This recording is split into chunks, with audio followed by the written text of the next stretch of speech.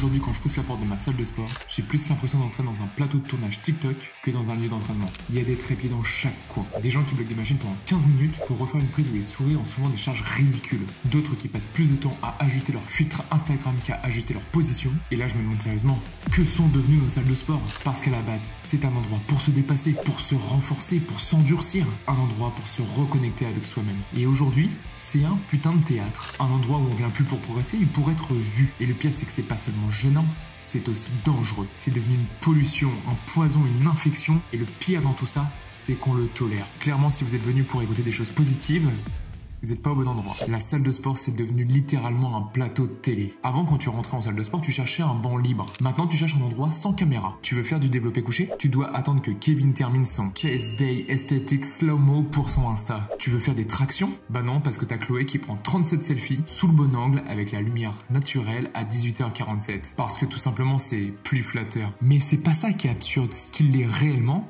c'est que ça devient normal. On en est arrivé à un point où on gêne plus les gens quand on s'entraîne que quand on bloque une machine pour un shoot. T'es déjà passé devant un trépied en salle de sport? T'as le droit à des regards noirs, genre t'as bousillé le lancement de carrière de l'autre débile. Mais attendez, parce que vous avez vu le nouveau dress code qu'il faut avoir pour venir s'entraîner en salle de sport? Il y en a, franchement, t'as l'impression qu'ils se préparent pour aller dans un clip musical. Tenue ultra moulante, brassière fluo, short coupé au scalpel et surtout, pas une goutte de sueur. Zéro. Et pour un peu que toi tu transpires vraiment, tu te tapes des regards du genre il pourrait faire un effort quand même. Qu'est-ce qui vous dérange à la salle?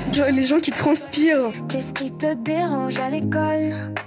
Bah les élèves. Mais c'est quoi ce délire en réalité? Une salle de sport, c'est pas un concours de mannequinat. C'est un endroit pour travailler dur, pour galérer, pour parfois échouer et surtout recommencer. Filmer, c'est devenu plus important que progresser. Mais tu les vois, ces gens des fois qui calent un téléphone sur un banc, qui font 2-3 répétitions bidons, qui posent, qui coupent et qui repartent tranquillou. Et souvent, c'est les mêmes débiles qui, trop absorbés par leur téléphone, oublient de ranger leur matériel. Bon, et si la série elle est ratée, ah c'est pas grave, la miniature elle est réussie. Et pire encore, quand toi tu veux bosser sérieusement, tu dois presque t'excuser de gêner ceux qui font que poser devant leur iPhone Pro Max. Mais où on va là? Ça va pas ou quoi là? Je comprends pas à quel moment on a accepté que filmer pour les autres c'était plus important que s'entraîner pour soi. Et si on parlait aussi du vrai cancer du fitness, les stéroïdes banalisés. Tu as 20 ans, tu débutes à peine et tu veux déjà les résultats d'un bodybuilder professionnel. Tu veux passer de 60 kg à 90 kg sec en 6 mois. Eh bien devinez quoi? Beaucoup sautent l'étape de l'effort pour passer directement à l'étape produit. Mais aujourd'hui, les stéroïdes, c'est même plus un tabou. C'est limite devenu un passage obligatoire pour briller sur Instagram. Et là, je vais vous faire un choc mental. Parce que concrètement, ça fait à peu près 15 ans qu'il y a une explosion de la consommation de ces produits dopants. Et il y a 15 ans, est-ce que vous savez ce qu'il y a eu? Je parle ni des Jeux Olympiques, ni de l'iPad. En 2010, il y a Instagram qui débarque. Et depuis ça, la pression du physique parfait allait monter en flèche. Tu ne veux même plus être fort, tu veux paraître impressionnant. Aujourd'hui, même le regard des autres est devenu une arme. Et là, on touche un autre problème.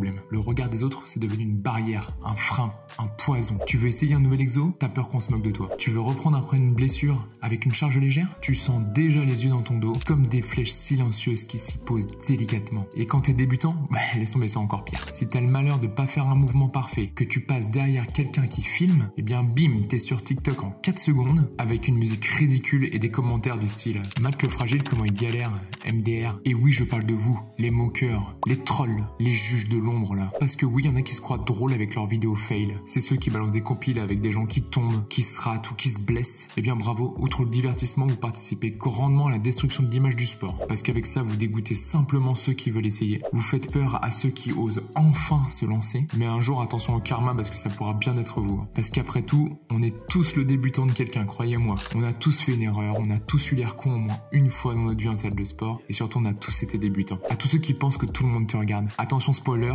tout le monde s'en balèque. On bat les couilles, frère. C'est ce qu'on appelle le spotlight effect. C'est un biais qui te fait croire que tout le monde te juge, te scrute, te regarde. Mais la réalité dans tout ça, les gens principalement en salle de sport sont simplement focalisés sur eux-mêmes. Ils pensent à leur miroir, ils pensent à leur posture et aussi un petit peu à leur story qu'ils doivent poster dans 5 minutes. Rappelle-toi que la personne la plus dure avec toi-même, c'est toi-même. Alors arrête de croire que tu dois t'excuser d'être imparfait. C'est normal et c'est le même cas pour tout le monde. Et dis-toi que de toute façon, même quand tu fais bien, tu te fais allumer quand même. J'arrive à voir sur les réseaux des mecs qui arrivent à faire du développé couché avec 60 kilos par main. C'est un exo qui est tellement technique et tellement dur, qui nécessite tellement de force et d'expérience. Et là, tu vas dans les commentaires et tu vois quand même un type qui commente « No rape ». Descends plus bas. Et là, tu cliques sur le nom du mec qui a commenté. Et là, tu tombes sur le compte de Baptiste, 69 kilos tout mouillé, qui est classé 130 Elo aux échecs, qui a 17 ans et qui n'a jamais touché une haltère de sa vie. Clairement, la moralité, c'est de le faire pour toi. Et puis si ça peut te rassurer, même moi en étant éducateur sportif, en étant coach, j'ai été jugé et je le serai encore. Je me suis blessé à l'épaule, petite tendinite, un truc assez classique, mais qui nécessite aussi du repos et de l'adaptation. Une reprise en douceur, du coup des charges bien moindres, et c'est des regards bizarres, des petites moqueries, des petits tacles gratos, tu vois. Et tout ça pourquoi? Parce que j'ai repris avec des charges vraiment légères. Mais ce que les gens oublient, c'est que la progression n'est pas linéaire. Parfois tu redescends, tu réapprends, et tu reconstruis. Et ça, ce n'est pas du tout une preuve de faiblesse, bien au contraire, c'est une preuve de force. Alors si tu veux un vrai conseil, reconnecte-toi à l'essentiel. Tu vas à la salle pour toi, pas pour les autres. Pas pour les caméras, et non plus pour les likes d'ailleurs. En revanche, c'est pour ça que je fais la vidéo d'ici et de chez moi, comme ça vous pouvez liker la vidéo et vous abonner. Et à la fin, il y a quand même des règles de base à respecter en fait. Tu reprends ta bouteille d'eau, tu nettoies ta machine, tu bloques pas une machine pendant 20 minutes pour ton vlog, et tu respectes les autres quoi, tout simplement. En réalité, pour moi, filmer, c'est ok, mais pas au détriment des autres en fait. Et puis oublie pas qu'on est dans une salle de sport, les gens payent un abonnement, ils ont le droit d'y avoir accès et d'y être tranquille pour faire leur sport. Si tu as une anecdote sur ce genre de situation, en réalité, je suis grave preneur.